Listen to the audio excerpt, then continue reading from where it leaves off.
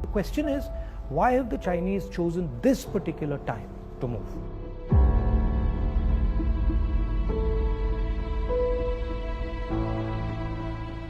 What is it about India's situation that has made China act in such an aggressive way? What is it about this moment in time that has allowed the Chinese to have the confidence that they can move against a country like India? And to understand that, you have to go into multiple spaces.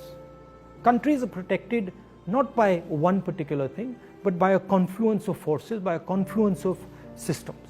Okay? So a country is protected by its foreign relationships, it is protected by its neighborhood, it is protected by its economy, it is protected by the feeling that its people have, the vision that its people have. And what has happened over the last 6 years, that on all those areas, India has been disturbed and disrupted. And I'll cover each one of them. Let's start with foreign policy.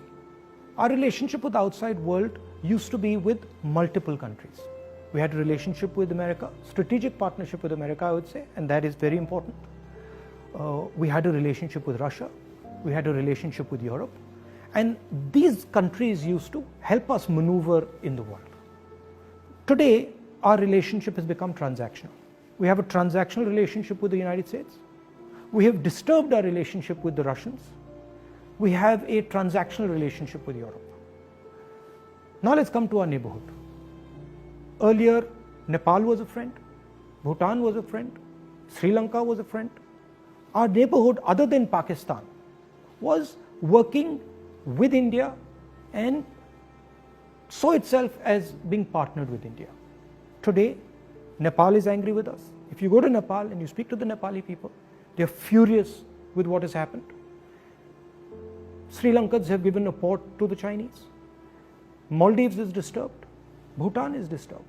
So we have disrupted our foreign partners, we've disrupted our neighborhood. Now let's come to the economy. Our pride, something that India used to go to the rest of the world and talk about, boast about.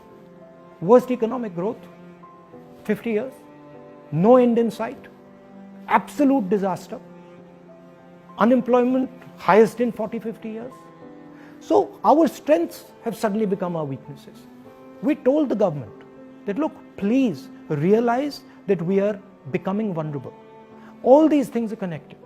They're not separate. When you look at a nation, you have to look at all these factors and you have to act, taking into account all these factors.